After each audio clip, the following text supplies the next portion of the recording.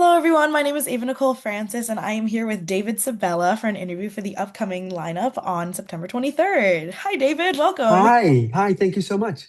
Oh my gosh, I'm so excited to have you on. And first of all, we can't wait to have you on the lineup. It's such a great show, and you'll be such a wonderful addition this lineup. Thank So we're you. so excited. Thank you. Mhm. We're so close. And I'm excited to be here and to be talking with you, I have to say. Oh shucks, David. Yes. I hear so much about you through everyone, both like mutuals and just like fans of yours. So I think it's so cool we get to chat. Thank you. Yeah, so okay, we're gonna go way back to the very beginning. Yeah. Very good place to start, I hear. And how did you know that you wanted to be in the performing arts? Like how did this kind of come to be for you? Oh, there really wasn't a choice. It's what we call a family business. Ah, love. Yeah. My mom was a singer with big bands. My brother is Ernie Sabella, longtime Broadway character actor and the voice of Pumbaa in all the Lion King movies. So, and Ernie is about 16 years older than I am. So by the time I was born, or by the time I was sort of conscious through middle school, like he was already on Broadway. He was already living the life of that actor. So it was always something I knew could happen. And so it really was not, there was no other option. It's like, okay, that's what you do. That's what Sabellas do.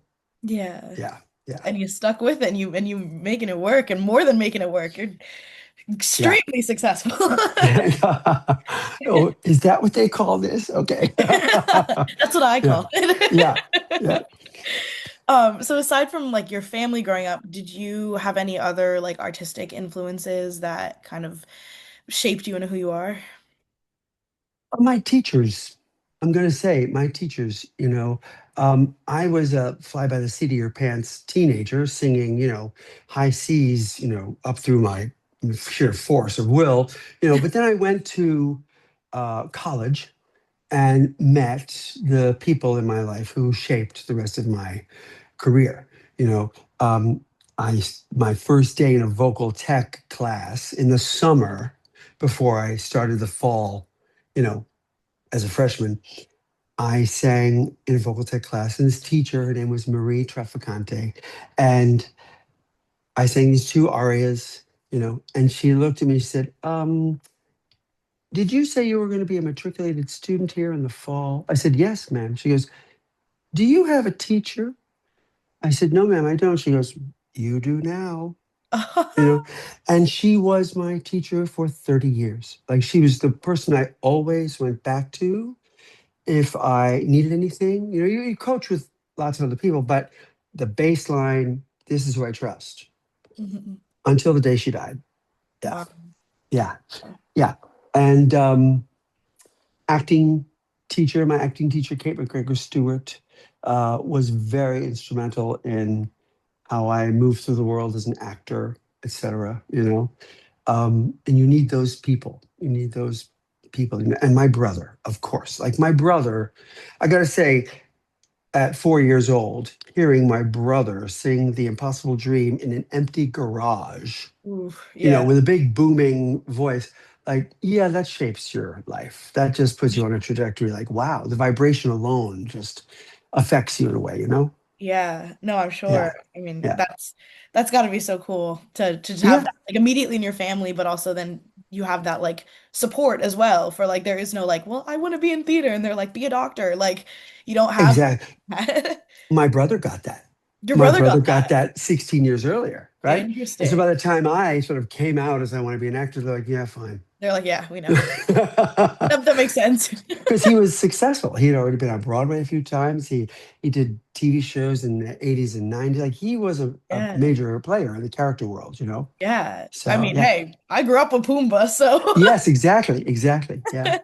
Yeah. So, you kind of mentioned you're an insanely high range as a singer, and the thing that you're, I guess, most known for would Right. be originating the role of Mary Sunshine in Right. 1996 in Chicago. I know. I can't believe it. It's 30. That Oh, it's going to be 30 years next year. I can't believe it. wow. I mean, I'm a huge fan of Yeah. that show. I love that show. How did you kind of come about taking on that role and like what was that process? Well, I heard that original recording with Cheetah Rivera and Gwen Verdon and Michael Lahawke 7 years before. And the minute someone said to me, "That's a man," I went, "What?" I went, "That I can do that. I can do that." I could do that, do And that. so from that moment on, I prayed. I prayed. Every time I prayed, which really was not that often, but every time I prayed, I would end my prayers with, "Please God, why doesn't someone revive Chicago?" Right? Because I knew that if I could get in the room, I would get that role. Right out of college, I toured all over Europe with a male opera company that spoofed sopranos and mezzos in opera, and they were like the Ballet Trocaderos, but for opera. And Mm, we did 20 weeks out of the year, and I did that for 5 weeks, 5 years. It was called La Gran Scena. mm, And with them, I was the inimitable Morella Frenzy. And there is a real diva named Morella Franey. yeah. And, so that's who I spoofed. And because there was no other work Yeah. for someone, a male who's saying that high, Yeah. until 1991, when Brian Asawa won the Metropolitan Opera competition as a countertenor. Mm, And I was in that audience and I heard him sing these two arias from Orfeo and Midsummer Night's Dream. And I went, oh, that's what I do. Another one of those moments. Like yeah. I can do that. And now people are taking it seriously. So I left the Grand Scena. I insulated myself in a 2 year study of Baroque opera and countertenor vocalism and history and all that. I emerged in 93 as a countertenor. I started competing at Carnegie Hall, Lincoln Center. I won a lot of those competitions. And most importantly, I won the Luciano Pavarotti International Voice Competition as a Wow. countertenor, which was like not really done. Only like, Yeah. yeah, we were one of the very first people to do that. So that launched me into being an international countertenor in opera. And just months after that, City Center Encores put Chicago on their season. Wow. And so I had three people call me, uh, the casting director, Barry Moss, who's no longer with us, and my brother, Ernie, and I guess one of my coaches. They're like, "Does Jay Bender know you can do that?" Because Jay Bender was the casting director for the show. Yeah. And I said, "No, I've never met Jay." And they all called him. My brother had worked with Walter Bobby, who was the director. So he called Walter, as my brother does that. Just got to have, he's got to get an audition. Yeah. Of course. So I got the audition, and this is all part of my upcoming show, by the way, too. And lo and behold, I got the role. You know, Wow. yeah. And so that was the start of it. Yeah, Wow. I mean, yeah. that's incredible. And what an incredible show to be tied to. It And then, really is. It really is. and then you went back recently.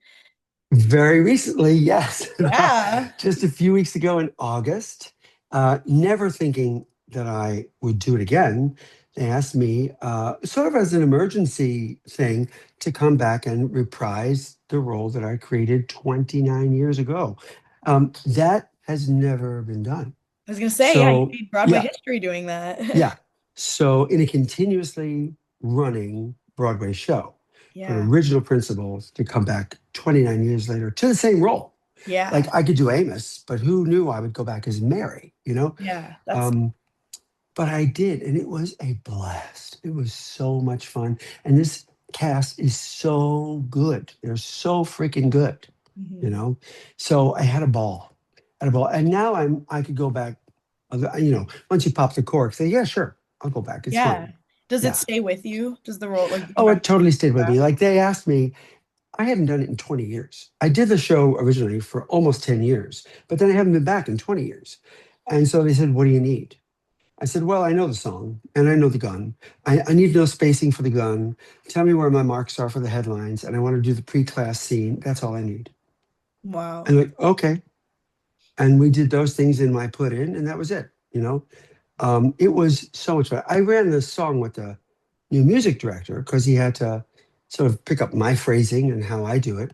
Mhm. And I'm in rehearsal, and the cast now is all your age. The cast is like 30 and under. So they have no reference to me except recording. So I'm rehearsing and doing the gun, and I start to talk and sing, and the gun almost comes to a halt, and people are looking. I'm like, what? You go, it's just like the recording. I You're, am the it recording. is actually. You're like, that's You crazy. know, yeah. So it was so much fun to do it. Yeah, Oh yeah. my gosh. Well, hey, if they ever need another person, I know that one. Yes, yes. I see a June in your future. I do. Mhm, mhm. Do you have like a favorite memory from doing that show, either in your first time or when you returned? There are so many. I'm sure. Um, and again, this I have a show coming up at 54 Below. That's what the show is about. You know, my whole experience with that show and then after. But um, something I don't say in the show, which is a visual memory I will never forget, is that during the Roxy monologue, and I was on stage to sit and watch Roxy monologue, and I Can't Do It Alone, right? And Anne Ranking would move so just stunningly beautiful. And she would find a way, she'd be on the floor, spread out with her arms stretched up to the spotlight. And what was the line? Say, oh, I forget what the line was, but it just, and looking from the back, looking, seeing her back and her silhouette as she stretches up to the spotlight and then says, it's towards the end of the monologue, like, it was after Those Are My Boys. It was after Those Are My Boys. And she just takes it all in. And it gives me goosebumps to this day I'm that I sure. got to see that every night. It was just an amazing picture. I wish I could have an oil painting of that picture from my perspective. Yeah, Yeah. Oh, that's got to be yeah, beautiful. And she's such an inspiration and yeah, is just, I mean, yeah, yeah. that's it. Like, And you can't top yeah, her. after that, the only other thing that I do talk a little bit about is my brother was Joel Gray's first replacement as Amos. So we got to do the show together. Wow. Oh, Yeah, that's so yeah. cool. And that I love was that. amazing. Oh, Yeah, I'm sure. Yeah, yeah, yeah. To do a show like, especially a show like that, like with family, especially your yeah, family, like, that'd be so yeah, cool. yeah. Oh, amazing, amazing. So, okay, pulling back a little bit from theater, I know that you obviously you mentioned you do opera, you mentioned you do cabaret. Like those are Mhm. very different like performance styles, performance mediums. How do you like navigate switching between the three? That's a really good question because I can make those opera sounds that you have to make for opera. And then, in my opinion, unless it's an opera type show, they should never come on to the music theater stage. Like Canon Ebb, well, what I sang does sound like opera. Okay, maybe I'm a little wrong. Okay, but when I'm singing regular guy music theater, I don't want to sound like an opera singer. I want to sound like I'm talking.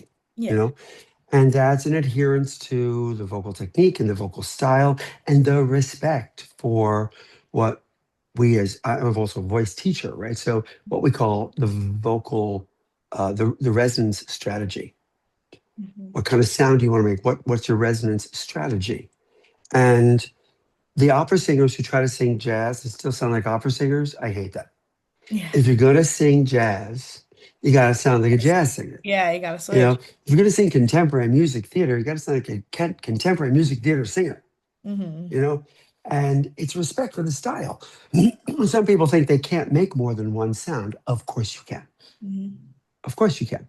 Um, it's your mind that thinks it's hard. Yeah. No, It's I that you, totally. yeah, it's the imaginative play that, okay, now I'm going to be a country singer, or I'm going to be a rock singer. Now I'm going to be Freddie Mercury, now I'm going to be Maria Callas. I mean, imagine I grew up listening to Maria Callas going, I'm going to do that. Mhm. What? Who does that? Barbara Streisand, Judy Garland. Yeah, I can do that. What? Yeah. It really is imaginative play is the first thing that has to crack open. And if you're willing to switch and play, and you find the teacher who can facilitate that, and there are a few of us, not many, that are like cross training teachers, Mhm. then yes, go play. You can't limit yourself as a music theater singer. You can't say, I'm only a legit singer, I'm Yeah. only a rock singer. You're going to cut half of your market off, Hmm. so you got to study to be able to do both. Yeah, Yeah. No, yeah, agreed. I think yeah. it's super important, and especially nowadays in theater because you get a lot of different like styles of theater. It's not so much just like classical Broadway sound. We have like pop shows, we have like Yes, rock shows, we have like K-pop shows, we have like all of yes, these different style country, like we had exactly. Noise, which is the music of Sufjan Stevens, who like, Yes, it's all these different types. So yeah, I think it's definitely yeah. helpful and necessary Yeah, to be and in able to do cross that. training, you got to keep them all up. Mhm. If you're in a belt show, you better be working your soprano. Yeah. If you're in a legit show, you better be working your belts, Yeah. like Well, you never for know the what's next next. thing. Yeah, Yeah, exactly. yeah, yeah. Yeah. So okay, so on top of performer and vocal coach, Yes, everything else that you've done, you're also an author. I am an author. Yeah. I always forget that one. No, Ah, our mutual friend of ours, Sue Matsuki, is my co-author yeah. on this lovely book called "So You Want to Sing Cabaret." And it is the only textbook so far in America that's used to teach the art of small venue performance, intimate venue where, you're not in a fourth wall, you're looking at people, you got to communicate to people as yourself, Hmm. authentically, Yeah. deliver the lyric in your life. It's a very different way. It's very scary for some people, especially Broadway performers who are not Yeah. used to it. You know, Yeah. you go to 54 below and you see a cabaret singer, they're they're right on everybody. You see a Broadway singer and they're out here, sometimes they look, but they're basically out here at the fourth wall, Hmm. right? Cabaret is an intimate experience of you're in my living room, I'm talking to you, we're having a conversation. Totally. Yeah, it's a different thing, you Yeah. know? Yeah, it's very different, and I think it's definitely great because I get a lot of questions, like also as a cabaret artist, like what is cabaret? And I'm like, it's mini Broadway but personal, and like you could talk to them, and like you could also eat and drink, like Right, there's like right, like the right, the the definition is always like ever changing, but I think that is like the biggest difference between like just theater itself and cabaret is like it is right, deeply personal, and like there is no wall there. Like yeah, you could look out and be like, you, what are you drinking? Like. right. But Here that's is what's fun about it. my little saying is, when I went to school, there were no music theater schools. That didn't exist. You went to acting or you went to music, which was Mhm. opera. Okay. Yeah. And then in the 90s, early music theater schools began to crop up. And, they're still, in my opinion, a new thing. But music theater schools create fantastic ensemble members. Hmm. Okay. Cabaret training creates stars. Mm. That person who can stand in front and authentically be themselves on purpose in public. Yeah. That's That's a star. what it, yeah, no, agreed, agreed. Yeah. That's It's a that's a hard, good way to think about it. hard thing to learn. It really is because so many people don't have the confidence to be themselves. They kind of hide behind a character. No, no, I can't do that. I have to be the character. No, no. People come to see you. They want to be your fan. They want to get to know you. Your show should include enough information about you that when I leave, I think I know you better than when I walked in. Yeah. And then I want to come back to learn more. Yeah, exactly. Yeah. Yeah. Wow. Great answer. Great answer. So, again, on top of the millions of hats that you wear, you are now also the president and artistic director of the Bellavoc's Performing Arts Foundation. You do your research. That's I good. do. Yeah. Could you tell us what that Yes. foundation is, what it does, what its mission is? Yes. Thank you. Belavox Performing Arts Foundation, US 501(c)(3). We are um, a performing arts production and education uh, company, right? And I'm bringing great Broadway and cabaret stars from New York. all over the country, but really high echelon, so to Mexico. It's a market that is unknown. You know, uh, another, I think, mutual friend of ours, Karen Mason, she's like, "You're opening up a whole new market Yeah. for we've never been here, right?" Not only that, but I'm bringing great Mexican national singers to come up and do their first performances in New York. I brought down last year Bianca Marroquin, who is in Chicago as Roxy, and she has done both Roxy and Velma. Now she's Velma, as a matter of fact. And I did the show with her years and years ago. She told me this story that when she auditioned for Broadway in Mexico City, when she was 23 years old or 26 years old, she did her final audition.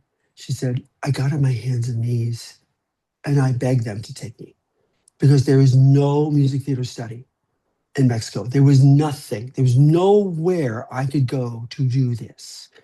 And that's really true. If you do a search for performing arts centers or in all of Mexico, there's like one or two in all of Mexico, right? Yeah. And where we are based this year, Puerto Vallarta, is a beautiful vacation mecca. It does have theaters. It does have cabaret theaters. So a lot of Mexican youth are gravitated to this city to start to ply their craft, they want to be performers, and they don't know the actual craft of it. I teach down there, I teach performance down there, I teach voice. I've had so many young students come up to me and go, oh, you're kidding me. I didn't even know that was the job. I didn't even know that was what you aim for. They do tribute shows. They pretend to be Freddie Mercury or Pink or Adele or, it's touristy. It's great. And there are great drag shows there. And as a drag artist, I love that, right? But there has to be greater authenticity to all of that. In my opinion, you want to do a tribute show to Freddie Mercury, be yourself tributing Freddie Mercury, Yeah. you know? So Mark Hartman and Mark is my music director, we produced last year Fiesta de Cabaret, which was a 9-day symposium with 10 American and Canadian singers who came down to be part of this workshop and 5 Mexican local singers who we sponsored, who we got sponsorship for, right? And you would have thought that some people's heads cracked open. Like, what? That's what it's about, Yeah. So the foundation wants to put forward, to propagate, to support performing arts education Hmm. that we know here in America, right? And we are also, you know, bringing Great American Songbook, jazz, American music theater to this country that doesn't know a lot about it. People knew Bianca Marroquin last year. Not many people knew about Karen Mason or Lorna Luft or Lilias White. Like, what? You don't know these people? Right. Like these are the greats to us, The but greats to us, yeah, yeah. the icons, and like, well, Yeah. it's a whole different country, it's a whole different It's a different, culture. yeah, it's Yeah. very different. So it's bringing that cross-cultural and bringing some great singers. There's a young man I really want to bring up named Enoch. When you hear him sing the Mexican bolero and ranchero, it's you just melt. You're like, oh my God, that's a whole different thing. That's their Great American Songbook. Yeah, but it Yeah. translates too because like it is, New York especially, but I think like most places like we're very appreciative of other music, other styles of music, and so I think like I know for me like I always leap at the chance to hear like especially like Latinx music too. It's Yes. like is gorgeous music. Yeah. So, I mean, I think that it's a great mission. It's great that you're doing you know, that. Great music is great music. Great performance is great performance. No matter what language, no matter the thing that is the common denominator is the authenticity. When Enoch sings a bolero, you believe every word. When Yeah. Karen Mason sings as if we never said goodbye, you believe every word. Like that's the common denominator. Yeah. Yeah. Yeah, so it's the people, it's like Yeah. the singers and who they are. Yeah. I Yeah. think that that's so special and definitely like we need more types of that of this Yeah. mission to be So, transferring this so over? this year, Bella Vox is bringing singers to Puerto Vallarta and San Miguel de Allende, and I'm bringing some Mexican singers to New York and to Chicago. We're doing master classes and workshops in San Miguel and PV and New York and Chicago. Like, that's what I wanted to have. I want to have this expansive, cross-cultural, multi-city, entity, Hmm. and that's what we're doing, and sponsoring those who can't afford the education. We're sponsoring them to have scholarships for the education. I'm sponsoring local Mexican school children and their parents to see the show for free, Wow. right? To see the great performances for free because they're inspiring. Ag- You remember when you saw, what's the first show you remember when you went, oh my God, I want to do that? I mean, I think I thought that pretty much every single show of like my entire childhood. I think probably like, you know, theater based more so, Yeah, but but what's the first one? What do you remember as like the first one you went, oh wow, that's it? I would say the first time I think that I like knew that this is what I like loved, I think was actually the movie of West Side Story, but only because I saw the art, I saw the music, I saw the culture, I saw it all, and I I was hope to God you're talking about the original. oh, of course. Yeah, I was like 4 years old. Okay, I was like right. 4 years old in that theater, and but I know Exactly. my parents took me to see that because Yeah. they were very both my two dads were Yes. very like interested in introducing me to the art and Yes. that, and so they put me there, and Yes. it said that I sat there for the entire thing going, Yeah. then forced them to call me Bernardo for the next Yeah. like 3 weeks. Yeah. So I Exactly. think So like you had that very moment. influential, yeah, And so really. that changed your whole thinking and expansiveness, And a lot of people don't get that. Hmm. And a lot of most young people in Mexico never experience that. Hmm. They don't even know that's a thing, Hmm. you know? And so Yeah, cracking open that imagination and that imaginative play and the thought of possibility, yeah, that's the whole thing right there. That can change lives right yeah. there. So, most charities, they feed mouths and they shelter, right? We're feeding souls. We're So. giving inspiration. We are giving education. We are, it's a different type. We're a theater company Mhm. doing what a theater company does. Right. Because And that's the other thing is like, it's one thing to say like, yeah, I saw this movie when I was a kid. But I will say like there is something different about seeing like live theater, live performance. 'Cause, absolutely. like I think the more I think about it, like the live performance that locked in was seeing Les Mis Hmm. for the first time. I was like, Right. oh yeah, okay, cool. Like done. Right. Nothing else now. Done. Great. So I think 2,000 like live people. is different. Yeah. Yes. 2,000 people in a dark space, all having the same experience, but taking unique things away from it. Yeah. You don't get that anywhere else. Oh. That's only live performance. And here in America, it gets taken for granted. And, arts funding is being cut, all is being cut. Imagine what it is in Mexico, you know? Right. And I have to tell you, Ava, all the BS that we get fed with the American political view right now of Mexico, it's all, they Oh. are the most beautiful, Oh. loving, hardworking, artistic people. Yeah.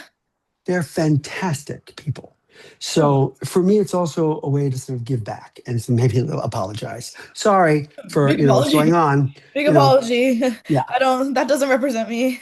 yeah. I've been in Mexico for quite a while. We call America the middle. There's Canada, there's Mexico, there's the middle. Hmm. What was formerly known as the United States of America. Literally, you know. Not so united. Yes, yes, yeah, yeah.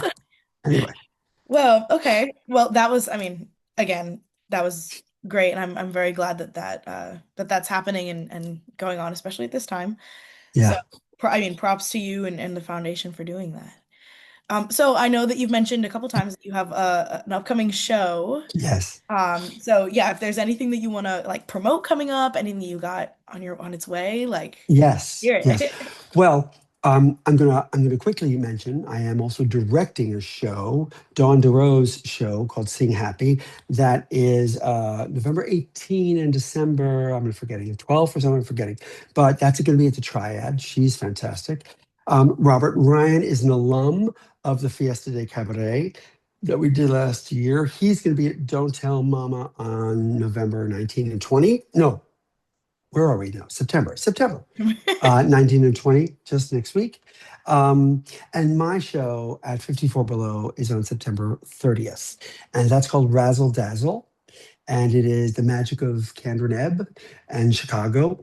And it's all stories of my, nearly 10 years, on and off. I want to be clear, not consecutively. I would go do the tour, I would come back, I would go back into Broadway, I would leave, but I was in and out for 10 years, um, with great stars, with great, like putting it together, walking in the first day of rehearsal with Joel Grey and Anne Ranking and BB Newirth. Like, okay, that's a story all by itself.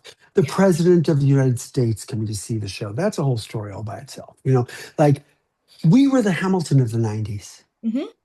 you know? Yeah. So all that that encompasses was an amazing part of my life. And a lot of people don't know it, you know? And then what happened after I kind of left the show, like my husband and I, we adopted two beautiful girls who are now 22 and 18, and we together, your parents, we were one of the first Hmm. to do that in the That at mainstream. all legally. Yeah, legally, right. We were married the first 2 days it was legal in Massachusetts. Like we went up on the first day, My parents were, and were the same in California very early. yes, As soon as it was legal, they got married, right. which wasn't So until I was 4.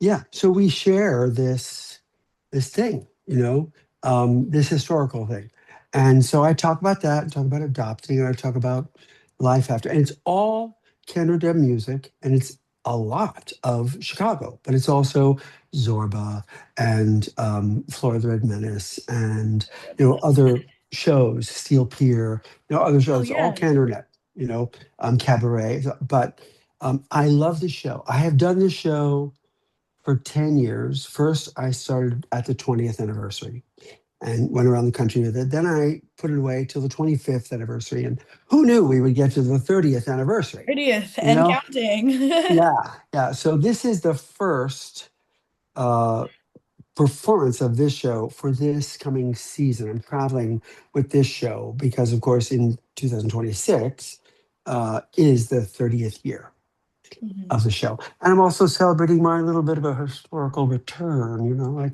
like here I am. I'm kind of, happy to be here, you know.